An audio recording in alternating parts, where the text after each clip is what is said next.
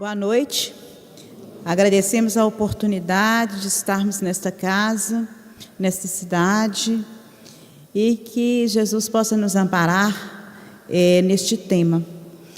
Eu escolhi esse tema porque cada vez mais nós vemos chegar às casas espíritas muitas pessoas. Neste momento que estamos atravessando, e a gente que já tem um estudo da doutrina há mais tempo, então assim, são chegados os tempos da transição. Os tempos em que somos acometidos de muitas situações, não só do ponto de vista econômico, mas situações morais, comoções sociais muito grandes, e isso causa nas pessoas uma sensação de inquietude, de desespero muito grande. E quando o ser humano está numa posição desta, ele se lembra de Deus. Ele se lembra que ele pode encontrar o refúgio. Aí eles se lembram do capítulo 5, que está no Evangelho segundo o Espiritismo, mas que é aquela frase: bem-aventurados os aflitos. E aí nós pensamos que ali Jesus está em todos os templos. Mas, muitas das vezes, existem corações que estão sedentos de acolhimento, sedentos de esclarecimento. E mesmo que muitos tenham já uma opção religiosa já definida, ele frequenta, vem à casa espírita para receber aquele algo que a casa espírita oferece, para que ele tenha o esclarecimento, as perguntas e inquietudes que todos nós temos: de onde que eu vim? Para onde vou? O que estou fazendo aqui? E qual a causa e origem dos meus sofrimentos? Nós sabemos que esses ensinamentos existem em todos os segmentos religiosos, mas muitas das vezes eles estão velados. E nós temos dentro da doutrina consoladora a explicação por meio do raciocínio, da filosofia, do porquê desses acontecimentos. Então é necessário, e cada vez mais nós vemos, que a casa espírita tem os seus trabalhadores capacitados para o acolhimento dessas pessoas. O acolhimento na casa espírita, então a terapêutica complementar espírita, ela começa lá na porta. Quando nós adentramos a casa, nós atravessamos os encarnados, atravessamos a casa, somos recebidos pelo recepcionista, que nos entrega um folder, uma mensagem. Aquilo já é o início. E nós sabemos que toda a casa espírita, ela tem uma proteção magnética. A equipe espiritual que é responsável pelos trabalhos da casa fornece uma proteção que não é circunscrita aos muros materiais. É uma proteção que ela vai muito além, bem distante.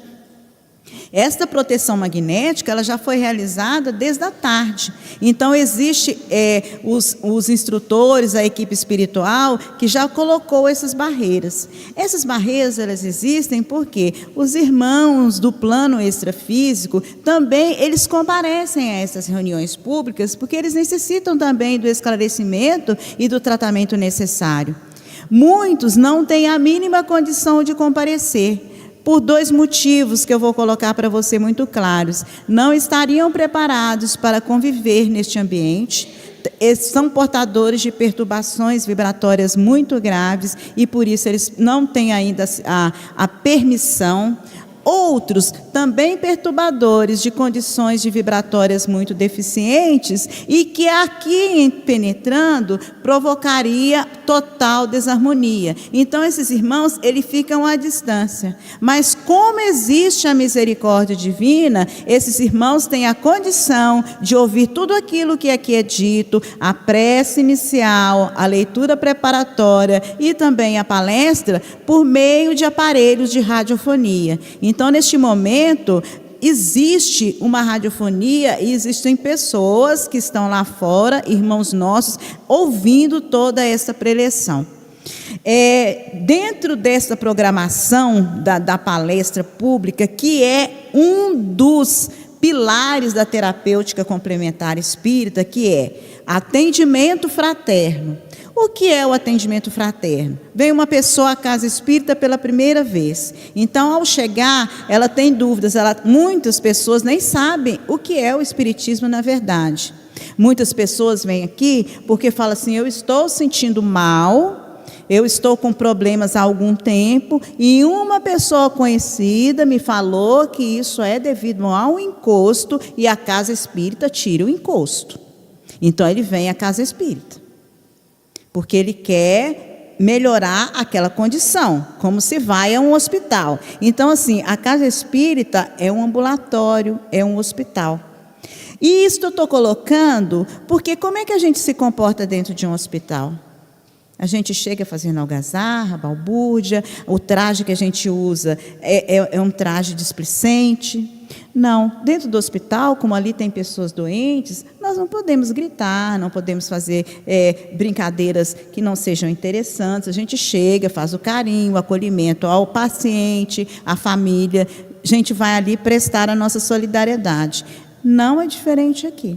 Aqui existem os encarnados que estão em sofrimento, que muitas das vezes nós nem percebemos, mas existem os desencarnados que estão em condição de intenso sofrimento. E se nós não temos o comportamento adequado, nós acabamos por emitir vibrações que são perniciosas a esses irmãos.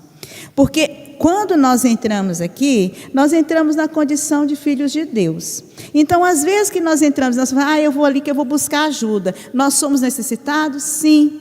Mas, ao mesmo tempo, olha o que acontece. Todos nós temos alguma coisa de boa para oferecer, que é a nossa vibração amorosa. E essa vibração amorosa, que são os nossos fluidos, que são emitidos pelo nosso corpo perispiritual, eles podem ser recolhidos pela equipe, quando nós tivermos esses fluidos em condição de doação, para poder auxiliar outras pessoas.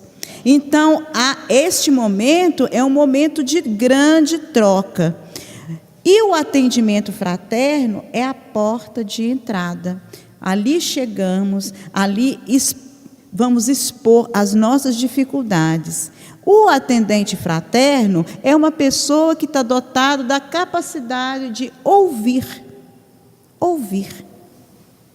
Ouvir sem fazer julgamentos, e ao ouvir as dores daquele irmão, fazer colocações, mas que são colocações para que aquela pessoa possa se reabilitar, possa rearticular os seus pensamentos e, com isto, fazer as suas modificações. Porque, naquele momento, o atendente fraterno não terá uma receita de bolo, uma prescrição daquilo que a pessoa deve fazer para ele estar bem.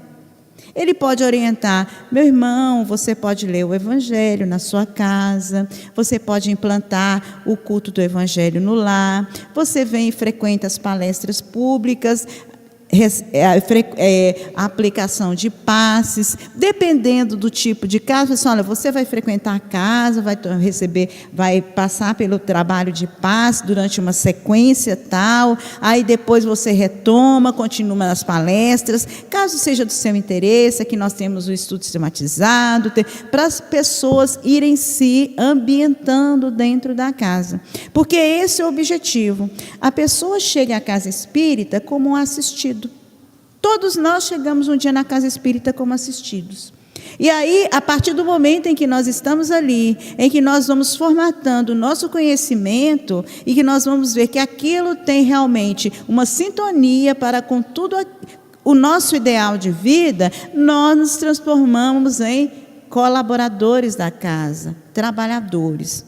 Ser trabalhador da casa espírita tem uma gama muito grande. Há o trabalhador que vai ser aquele cooperador do atendimento fraterno, aquele trabalhador que vai ser da sala de passes, aquele outro trabalhador que vai ser organizador de uma outra situação, de uma biblioteca, aquele outro trabalhador que vai ser o evangelizador de crianças, aquele que vai ser o instrutor do ESD, aquele que vai para a sala mediúnica após a orientação, o estudo adequado, cada um dentro da sua especificidade. No livro Os Mensageiros, de André Luiz, existe os capítulos falando como nós fomos preparados nas colunas espirituais antes da nossa reencarnação, com o objetivo de colocar em nossos corações, de colocar em nossas consciências a importância da reencarnação e para nos dar as ferramentas de acordo com o tipo de tarefa que nós vamos realizar aqui. Os mensageiros tratam especificamente muito do trabalhador espírita. Então, cada um de nós, se temos o empenho de trabalhar dentro da seara espírita, já esteve em algum momento, antes de chegar aqui, preparando isto, as suas habilidades. Então, aqueles que seriam oradores, prepararam a questão da oratória. Aqueles que seriam médios de psicofonia, que é aquele médio chamado também de incorporação, tiveram toda a sua preparação para que chegar. E assim vai, aquele médium que é o médio do diálogo também teve a sua preparação. Tudo bem organizado, para quando ele entrasse na casa espírita, ele tivesse esse contato e que fosse deflagrar a tarefa assim assumida. Passado pelo atendimento fraterno, nós vamos para a palestra pública. A palestra pública ela tem uma importância muito grande. Quando nós estamos aqui, e tem livros mostrando isso, aquela pessoa que está responsável pela direção, eu que estou aqui falando, nós estamos sendo assistidos por uma equipe espiritual. Então, tem uma equipe espiritual aqui que está orientando para que nós possamos, em sintonia, o tema escolhido já é orientado pela equipe, porque a equipe fala, olha, naquela casa, naquele momento, esse tema é o tema que vai abranger a necessidade das pessoas. Então, existe toda essa organização. Cada um que está aqui está ligado por um fio à espiritualidade. Muitas das vezes, os mentores trouxeram as pessoas, às vezes as pessoas chegam pela primeira vez, aqui tem algumas casas. Por que escolheu essa? Porque o mentor viu que a necessidade vai ser nesta casa. Esta casa que vai ser o ponto ideal para o acolhimento. E enquanto nós estamos sentados ouvindo a palestra, o que eu falo aqui, para cada coração aqui presente, tem um significado. Eu estou falando uma frase, mas cada um vai acolher esta frase, vai assimilar e absorver dentro da sua condição, não é de compreensão. É uma coisa que ultrapassa o cognitivo, é a compreensão pelo coração. E é nessa compreensão pelo coração que as palestras têm o objetivo de, muitas vezes, de deslocar formas pensamentos. O que é forma pensamento? Nós não pensamos com o cérebro físico. O nosso pensamento, ele é elaborado pela mente. Certo? E nós temos que a mente, ela formata o pensamento de acordo com as aspirações, os desejos do espírito, que é o espírito imortal. Então, é o espírito que sente, ele que deseja, ele é que tem viciações, ele é que procura por meio da vontade de vencer essas viciações ou não, ele é que faz o esforço maior para poder crescer a cada dia, ele é que sofre o impacto, ele é que absorve a alegria. Então, nós formamos o nosso pensamento, ele tem forma. No capítulo 14 de A Gênese, é o capítulo chamado Os Fluidos. Neste capítulo tem o item que se chama A Fotografia do Pensamento. E é por isso que tem um item evangélico que fala que quando a gente pensa uma palavra e quando a gente que a gente pensa um mal, antes mesmo da gente cometer, aquilo ali já é um fato. Então, a fotografia do pensamento, no qual ali Kardec coloca, é que, ao pensarmos, nós já formatamos aquele pensamento, aquela ideia, em nosso corpo perispiritual. O que é o corpo perispiritual? O corpo perispiritual é o envoltório semimaterial que faz a ligação entre o espírito e corpo físico. Como ele é um material semi-espiritual e ele é vibrátil, ele é sensível ao pensamento. Emmanuel fala que o pensamento vibra em circuito fechado nesse corpo perispiritual. Então, se ele vibra nesse circuito, nesse corpo perispiritual, tudo aquilo que nós pensamos está expresso ali nesse corpo espiritual.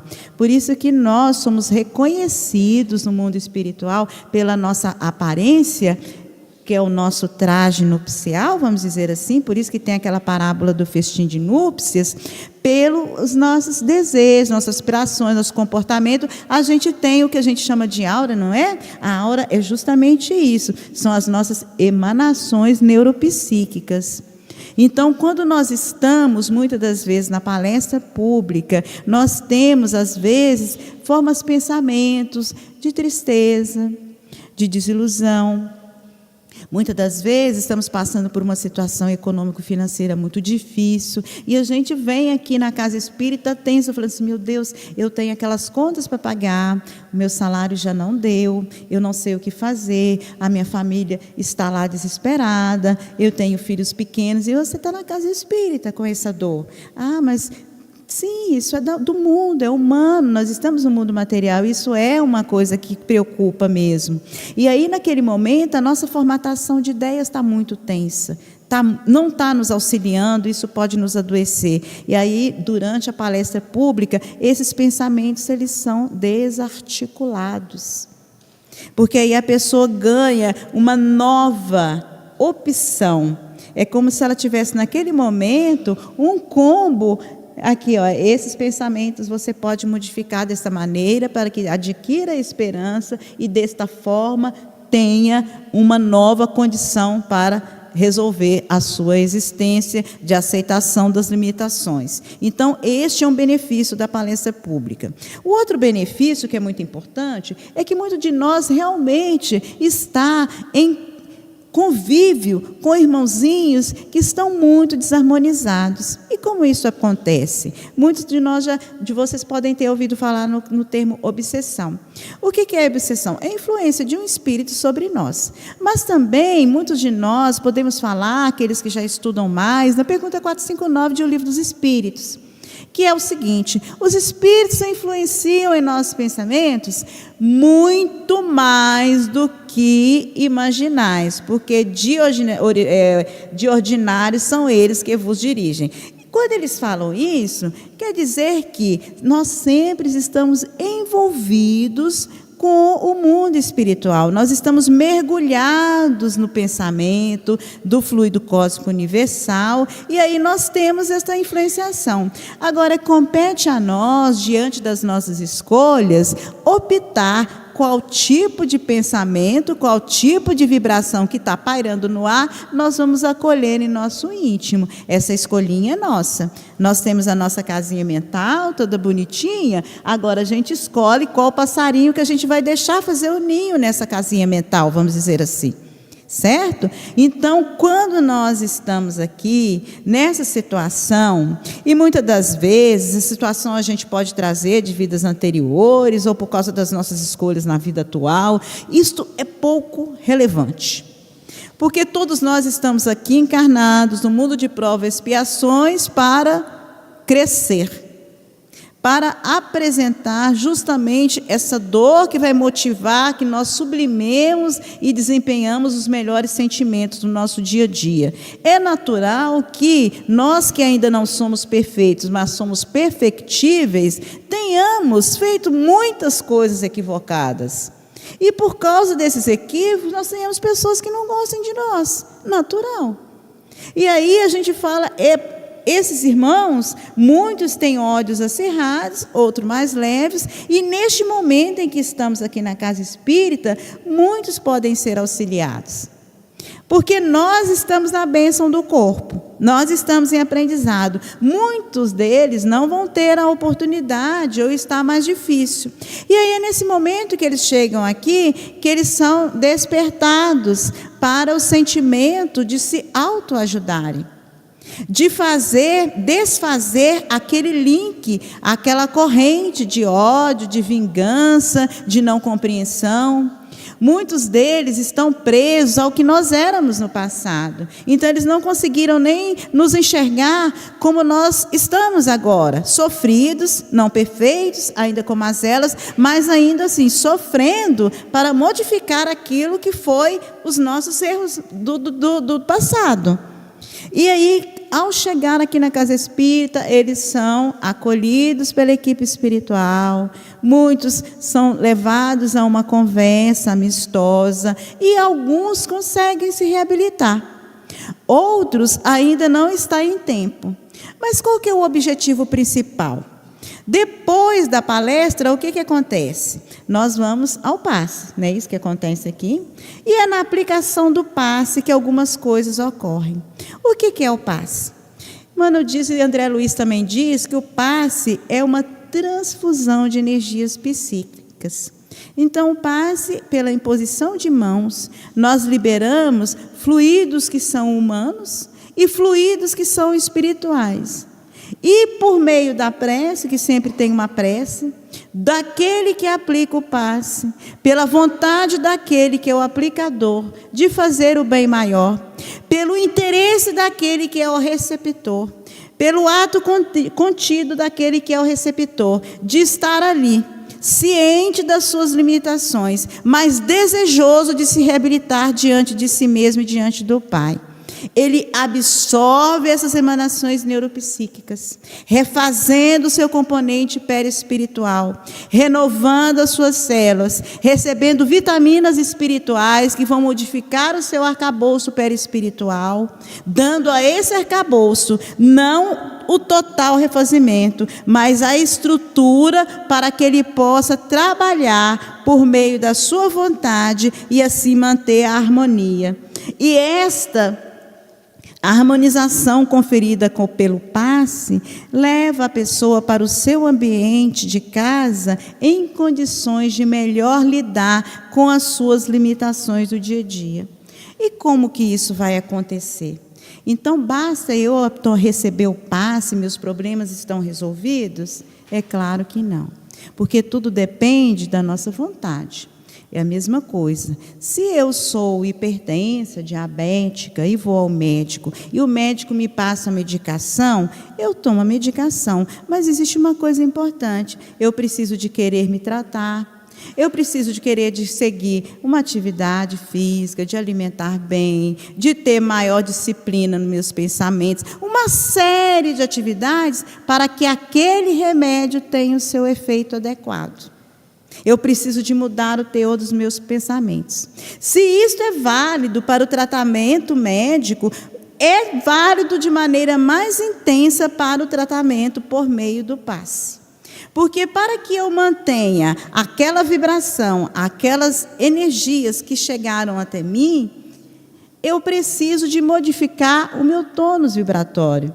Porque eu já não falei que o pensamento vibra em circuito fechado? Então, assim, se o meu pensamento ele é deletério, ele é de desamor, ele é de desengano, então, como que vai ficar o meu corpo? Qual que é a mensagem que eu estou mandando para a minha estrutura física e para a minha estrutura perispiritual? Eu estou falando com as minhas células: olha, está tudo ruim, desordenem-se. E ao falar isso para elas, elas vão seguir. Elas vão seguir essa ordem, porque a ordem mental é a minha ordem. E ao seguir essa ordem mental, aí vão surgir várias enfermidades por causa da minha postura e da minha atitude. É o que André Luiz fala no livro Evolução em Dois Mundos, quando ele fala: pelas nossas condutas infelizes, nós escolhemos o dia a dia, por uma ordem mental às nossas células, nós escolhemos momentos de desarmonia e de enfermidades. Então, muitas das enfermidades, elas são agravadas pela nossa postura, pela nossa atitude. E, principalmente, a enfermidade do ponto de vista do nosso adoecimento, vamos assim dizer, espiritual, tão frequente no mundo atual, tão difícil, tão cheio de notícias conturbadas, de posturas equivocadas em todos os cantos. Então, cria em nós uma situação de total desesperança. E é neste momento que nós precisamos de lembrar uma coisa muito simples. Nós não estamos aqui por acaso neste momento. Nós não estamos encarnados no Brasil nesta fase de transição. E se aqui estamos, não estamos à mercê. Nós estamos sob o amparo de Deus. Estamos sob o amparo de Jesus, que é o governador do planeta. Sob o amparo de Ismael, que é o anjo protetor do nosso país. Quando nós pensamos dessa maneira, automaticamente nós estamos criando para nós o que nós chamamos de imunidade psíquica de anteparo. Essas situações, elas podem, de uma certa forma, nos abalar, porque é normal sentir um abalo, mas elas não persistem em nós, elas não se alojam em nossos pensamentos. E isso é muito importante, porque é por meio dessas atitudes que nós conseguimos criar a situação de uma integridade maior do ponto de vista psicoespiritual. Então, neste momento do passe, o que nós estamos fazendo é reabastecer as nossas energias. E aí nós vamos para casa. Aqui nós estamos protegidos. Mesmo que nós tenhamos grandes inimigos espirituais, neste pontinho aqui ele não passa. Nós estamos tratando. Então, quando nós ultrapassamos a portinha ali, nós temos que tomar um pouquinho de cuidado. O primeiro pensamento que acomete a gente quando a gente ultrapassa aquele portal ali. Porque os nossos amigos, eles estão lá nos esperando para voltar para o nosso convívio. Então, se nós não estamos com o nosso pensamento firme, tonificado pelo passe, a gente fala uma coisa mais boba ao sair daqui, e aí a gente pega e puxa eles com um imã. E aí continua tudo do mesmo jeito. Ah, mas nossa, isso então é impossível. André Luiz descreve que assim, as casas que têm oração, e é uma parte importante, que é o culto do Evangelho no lar, a casa onde as pessoas têm o hábito e o cultivo da oração, elas também têm reforços magnéticos. Então, muitas das vezes, nós temos uma família em que tem uma pessoa que tem esse hábito da oração e oração com fé. E como ela tem uma pessoa só é capaz de proteger aquela casa. Então, às vezes, entram outros familiares ali e impede que o condomínio pernicioso desses familiares penetre aquele lá. Porque o cultivo da prece forma uma barreira, assim como tem aqui na casa espírita. E isso é muito importante. Então, quando nós falamos do culto do Evangelho no lar, a gente pode saber que atualmente é difícil, que às vezes vem uma pessoa na casa espírita, às vezes a gente sabe que tem casais que ou a mulher ou o marido que é espírita e o outro cônjuge não é, e às vezes até implica com a situação. Então, nós não precisamos de entrar em celeuma por causa disso. Façamos o nosso Evangelho em solidão. No momento lá escolhemos, fazemos a nossa leitura, envolvamos todos os nossos familiares em amor e esperança, peçamos a proteção e basta, nós estamos fazendo a nossa parte. Isso é que é o mais importante. Estamos mantendo a harmonia do nosso lar. É bem descrito que o lar é o local onde nós reabastecemos. Nós saímos para o trabalho, muitas das vezes o nosso ambiente de trabalho é tumultuado, nós estamos na via pública, imagina o tanto de conturbação, o tanto de pensamentos desagregados que nós temos nas vias públicas. E aí, neste momento em que nós estamos aí, lá na via, o que ocorre? Se a gente não tem o hábito, o cultivo da oração, nós vamos agregando aqueles pensamentos que o André Luiz escreve como bacilos psíquicos. É como se a gente estivesse pegando infecções, viroses. na matéria mental, e aí a gente leva aquilo para a nossa casa. Se a nossa casa não tem o hábito de oração, aquilo fica fazendo parte do ambiente da casa. Então imagina como é. Aí nós estamos comendo, mas a gente não está comendo o alimento só para alimentar o corpo físico. O alimento, quando nós estamos alimentando, nós estamos também inalando algo que vai alimentar a nossa componente perispiritual. E aí, se na nossa casa está toda essa conturbação, toda essa, vamos dizer assim, essa falta de imunidade psíquica, nós estamos alimentando e absorvendo também essas toxinas para o nosso interior. Então, muitas das vezes a gente fala tanto da questão de comer saudável, de alimentação orgânica, não como carne e tudo mais, e esquece de trabalhar a disciplina dos pensamentos, a harmonia do dia a dia, o trabalho de manter uma vibração. E isso tem uma importância muito grande, que às vezes são justamente os nossos familiares que nos tiram do sério. Às vezes chega em casa, o marido chega com alguma preocupação do trabalho, está lá a esposa também com outra preocupação, se ela trabalha fora do trabalho, ou teve alguma coisa doméstica, aí os dois entram em atrito por causa disso. E aí este atrito provoca malefício em algum corpo. E isso está descrito no capítulo passe de André Luiz em Missionários da Luz, no qual ele fala de uma senhora que estava na cabine de passes e ela estava com toda uma alteração no seu centro cardíaco. E o coração estava com todas uma névoa negra que poderia desencadear algum adoecimento no futuro. E isso foi porque ela teve uma discussão muito grave na casa dela, antes de ir para o centro, com o marido, e nessa discussão ela se alterou muito, e essa alteração fez com que ela desenvolvesse, pela mágoa, pelo ódio, aquela situação toda, ela reteve essa matéria mental perigosa e tinha se alojado no coração. Aí no trabalho de passe, os mentores conseguiram desalojar, porque enquanto a gente encarnado está lá, mesmo que a gente tenha evidência, a gente pode não perceber. Então, enquanto o encarnado está lá, com as suas mãozinhas em prece, desejando, tem a equipe espiritual que está lá fazendo toda a ectoscopia, né? Igual o médico faz um exame médico, eles estão fazendo um exame médico do corpo perispiritual e das condições. E ali eles já fazem o tratamento necessário para aquela pessoa se estabilizar.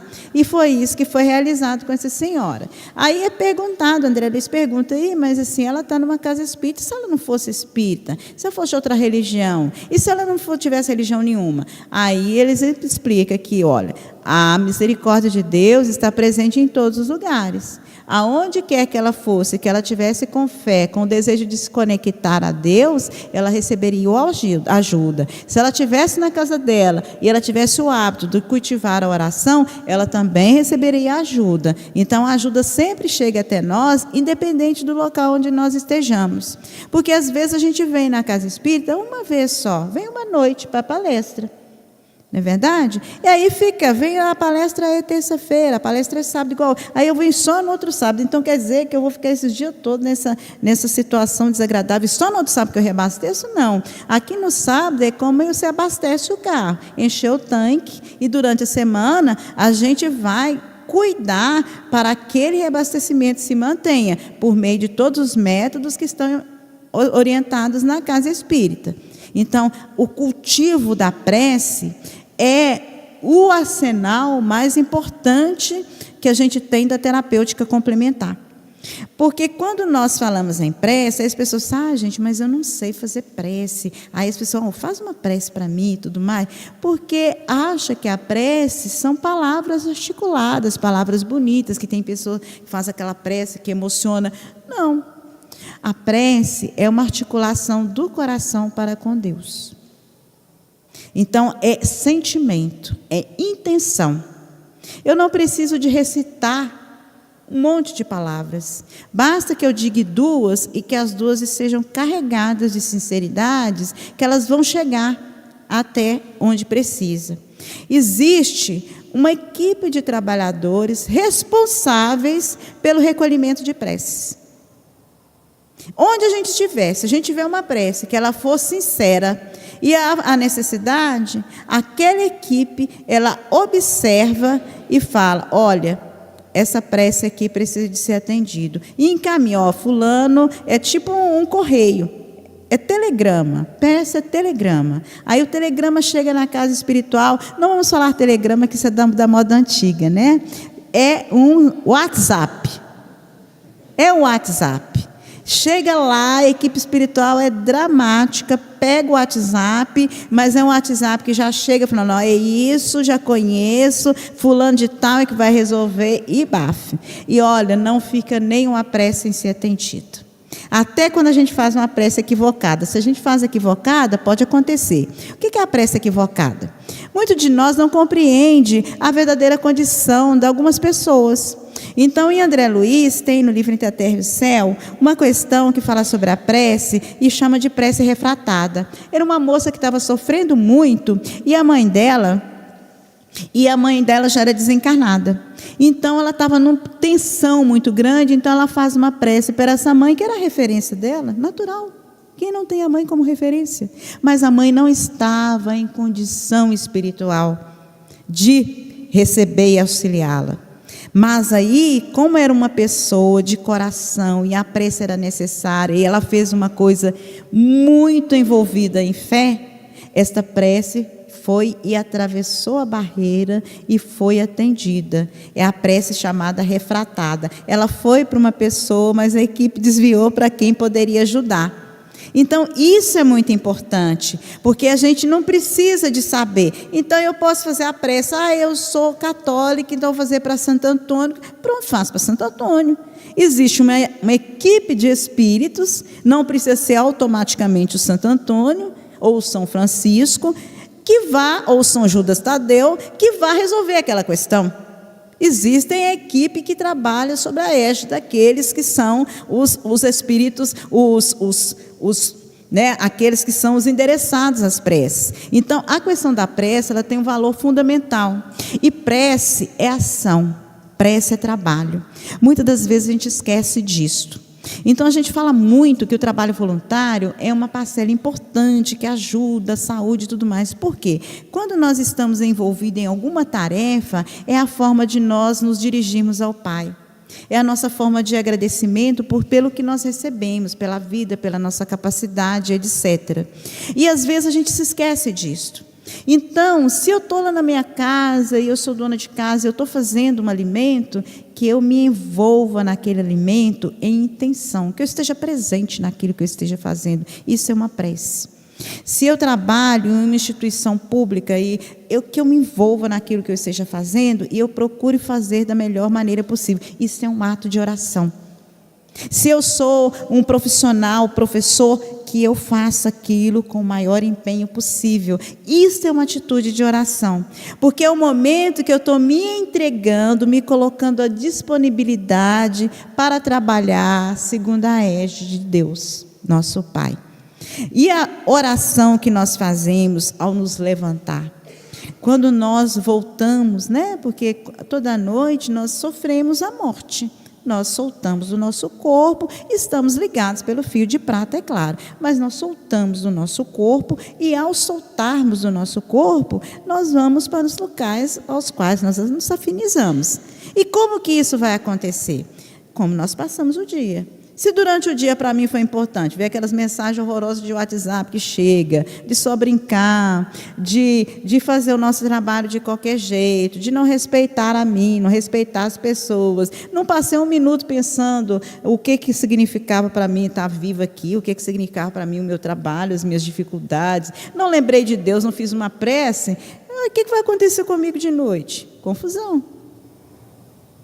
Agora, se eu tive pelo menos um momento antes de deitar e entrei em conexão com o meu mentor espiritual, pedi a ele ajuda, pedi auxílio para me orientar em alguma situação difícil que eu esteja atravessando, para que eu tenha a intuição de fazer o melhor, pedi o auxílio para que eu possa ser levado a um local onde possa receber mais instruções, para que eu seja rememorada dos meus compromissos que talvez eu esteja esquecendo. Pediu auxílio para que eu possa ter a condição de estar aonde estou, fazendo o que eu tenho que fazer no momento certo, de maneira mais adequada. Então, tudo isso vão ser ferramentas para que aquele meu sono seja o sono realmente que vá me revigorar. E ao despertar, eu estou voltando de novo para a luta. E muitas das vezes a volta para a luta é difícil. Às vezes a gente lembra, né, que a gente estava no local, às vezes se recorda de com quem a gente estava, bate uma saudade, mas aí a gente tem que voltar. E aí a gente às vezes acorda, e para que a gente continue, que renove a esperança, é o momento da prece. Agradecer a Deus por estar ali, é mais uma oportunidade, mais um momento, é desenvolvimento, é crescimento, e vamos ali. Então, assim, são os momentos em que aquilo faz um diferencial. Eu não contei aqui, está faltando quantos minutos? 10? Então tá jóia.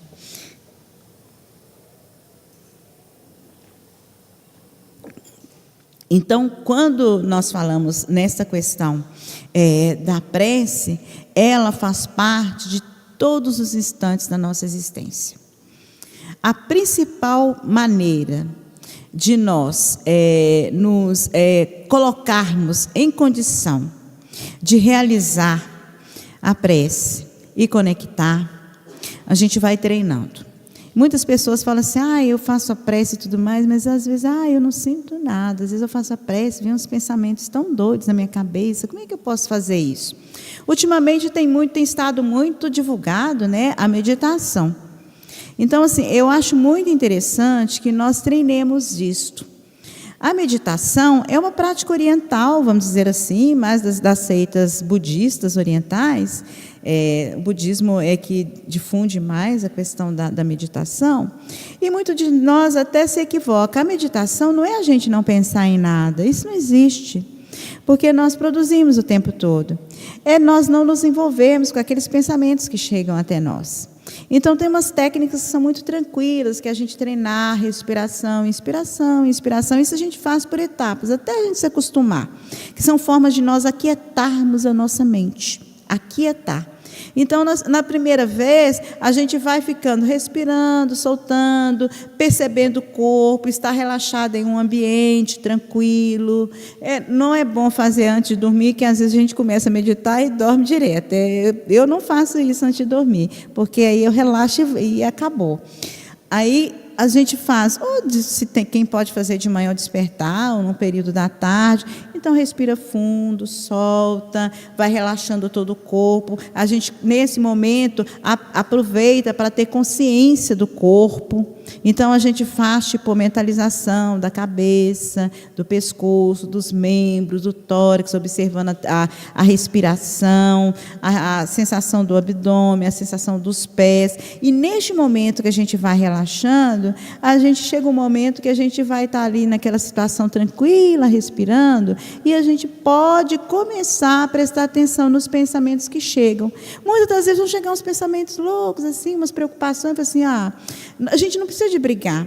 A gente olha e fala assim, não, agora não, né? Vamos. E a gente não dá vazão, porque o problema é quando esse pensamento chega, a gente pega e liga ele a outra coisa, a gente começa a elaborar toda uma ideia a partir daquilo. É só não elaborar, deixar ele passar. Aí ele é que nem um filme que a gente está assistindo, passou na tela, foi.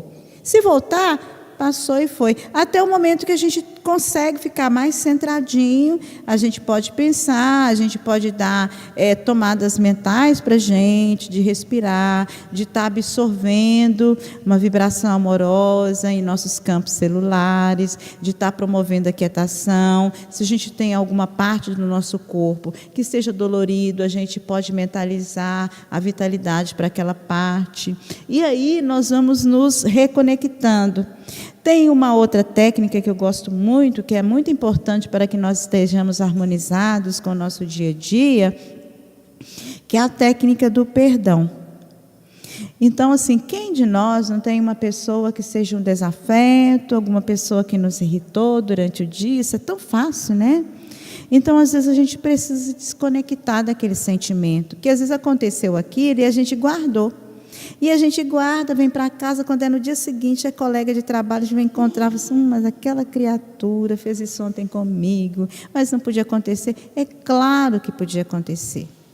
Agora, o que não pode acontecer é nós absorvermos isso e ficar remoendo toda hora, porque quem vai ficar ruim somos nós.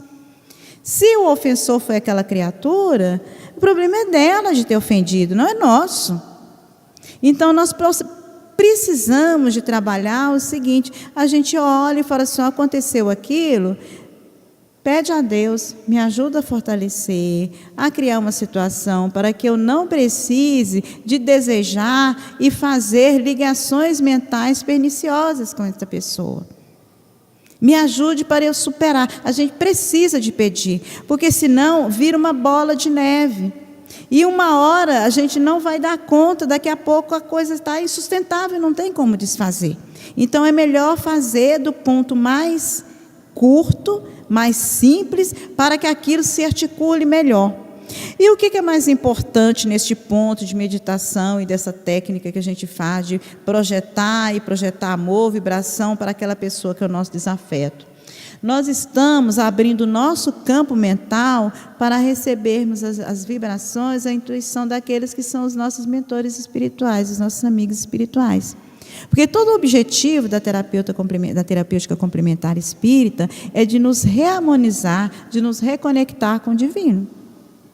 Para que nós tenhamos pensamentos mais harmonizados e que com esses pensamentos mais harmonizados nós recebamos com maior facilidade os influxos de auxílios que os nossos mentores, nossos amigos espirituais procuram passar para nós no dia a dia. Mas se a nossa mente está atolada de um monte de preocupações, de um monte de necessidades outras, nós simplesmente mantemos uma barreira ao nosso redor que não vai ajudar em nada. Então, a partir do momento em que nós temos esta mente trabalhada, aí chega uma pessoa e faz uma coisa assim, um descalabro. Como a gente já está assim, percebendo, aí a nossa mente tem um espaço de quietude, a gente olha e fala assim, nossa, me ofendeu, doeu, foi horrível. Mas a gente pede assim ajuda. Olha, me ajuda a segurar essa onda, porque agora isso não vai ficar bom. Outro momento que eu tiver melhor e a criatura tiver melhor, se possível, a gente pode sentar e conversar. Fulano, olha, isso não ficou bem e tudo. O que aconteceu? Eu fiz alguma coisa para você e tudo mais? Talvez eu tenha feito, mas eu não fiz com a intenção. Tanto é que eu não percebi e não estou me lembrando. Como é que a gente pode resolver isso? É a forma que se tem. Muitas das vezes, isso não é possível. Quando não é possível, a gente vai só na elaboração mental. Que por meio da elaboração mental nossa, de uma vibração de harmonia, nós vamos quebrando aquelas fixações, aquelas tomadas que podem ser utilizadas para nos fragilizar, para nos colocar alvos de situações que são as mais, vamos dizer assim, as mais deletérias possíveis. Dentro de todo esse trabalho, estão faltando duas coisas, que eu deixei por último, que é a questão da reforma íntima, que é um pouco que eu já falei, que a gente sempre fala quando a gente chega na casa espírita sobre reforma íntima. Então, a reforma íntima não é aquela coisa que a gente vai virar santo de uma hora para outra, né? Isso é impossível, né? Nesse momento, né? Deixa isso para frente e não é santo, a gente vai se melhorando. Então, a questão da reforma íntima é a gente fazer o que está escrito no capítulo 17 de Evangelho e Espiritismo, Sede Perfeitos.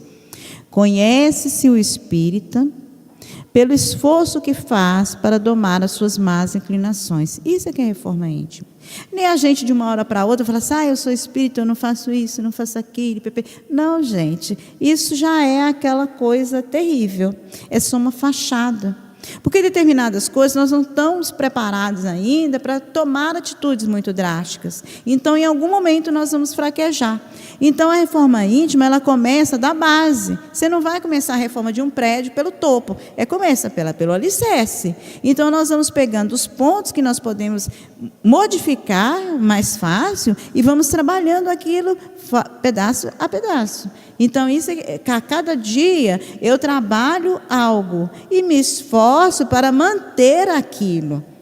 Porque se eu estou trabalhando uma determinada coisa, vai me chegar, como diz assim, os testes para saber se aquilo foi bem trabalhado mesmo. E aí, se eu estou fazendo com empenho, por meio da prece, por meio do trabalho, por meio do estudo, porque a leitura edificante é muito importante para reformatar os nossos pensamentos. Então, assim, é a leitura do Evangelho, a leitura de um bom livro espírita. E nós temos, olha o tanto de coisa que Chico deixou para nós aí. A obra de Emmanuel, a obra de André Luiz, Fonte Viva, são livros que nós podemos pensar e meditar no nosso dia a dia. Fonte Viva tem coisas atualíssimas ali. Situações que é do nosso dia a dia, parece assim, nossa, eu sabia que a humanidade ia precisar disso. Daqui para frente, foi escrito lá em 1950, tinha conturbações, mas não tão grandes como agora, mas que são as necessidades do espírito que está em evolução. Então, isso é muito importante para nós deslocar as nossas ideias, refazer. Fora dos livros espíritas, existem bons livros também que auxiliem para nós, para que nós tenhamos ideias novas, para que nós tenhamos o contato da esperança, filmes que trazem para nós a ideia da espiritualidade, a ideia da esperança, do amor, de que a humanidade está crescendo, não que a humanidade está degenerando, como eles gostam muito de passar isso de forma bem subliminar. Então, isso tem uma importância muito grande para nós. O outro fator, que assim eu deixei por último, é que uma das partes importantes da terapêutica espírita é o atendimento nas reuniões de desobsessão, das reuniões práticas de mediunidade, que é o atendimento aos desencarnados. Então, assim, vem a pessoa no centro, ela vem com as suas companhias espirituais, e as companhias que estão em condição de preparação, elas são atendidas e elas são esclarecidas do ponto de vista de serem motivados para fazer também mudanças na sua vida. Isso é muito legal, por quê? A partir do momento em que aquele espírito, ele se renova, ele, naquele caso, não será o nosso inimigo, ele vai seguir a vida dele. E aí chega a nossa parte. Tudo isso que nós estamos recebendo, palestra, passe, trabalho da reforma íntima, culto do evangelho no lar, culto da prece diária, nós vamos fazer para fazer a nossa integração e a nossa harmonização psíquica. A partir do momento em que nós estamos fazendo isso, nós estamos nos fortalecendo, porque é o seguinte: se um irmãozinho que era meu companheiro chegou aqui, eu passe, palestra, ele se recuperou, ótimo, mas se eu não mudo, eu continuo a mesma Antônia Marilene, cheia de vícios, eu venho aqui, saio daqui, lá fora eu sou uma pessoa totalmente descontrolada. O que ocorre? Eu arranjo outras companhias que estão mais afinizadas com o meu modo de pensar. Então, é muito importante que nós tenhamos esse tipo de pensamento, essa sintonia, essa harmonização no nosso dia a dia, e o mais importante, a esperança. Não existe em nenhum ponto do universo coração que vá chorar desamparado. Sempre nos nossos momentos mais aflitivos, existem amigos que estão ali para nos ajudar. Então, nós lembrarmos que as nossas lágrimas, elas nunca deveriam ser de revolta. Pode ser lágrimas de desabafo, que é necessário desabafar, mas que nós tenhamos esse desabafo, mas na confiança de que isto é passageiro. Porque tudo na nossa vida, na nossa existência, é passageiro. A única coisa que nós temos de certeza, que nós podemos falar, é que nós estamos predestinados à harmonia, ao equilíbrio e à felicidade. E é por isso que nós estamos aqui, para nós aprendermos as lições de Jesus, que são as melhores lições terapêuticas, que nós possamos aplicá-la no nosso dia a dia, da maneira mais simples possível, da maneira como nós pudermos conceber naquele momento, sem querer dar um passo mais alto do que aquele passo que nós temos capacidade de dar, mas que seja o passo mais firme, com mais segurança, com mais equilíbrio, na certeza de que o amparo nunca nos faltará. Então, que nós possamos ter uma noite de muita harmonia, de muita esperança, um domingo de estrutura ao lado dos nossos familiares, daquelas pessoas que são do nosso convívio, e que possamos iniciar assim a semana com muita determinação, com muita vontade e com Jesus no coração. Muito obrigada.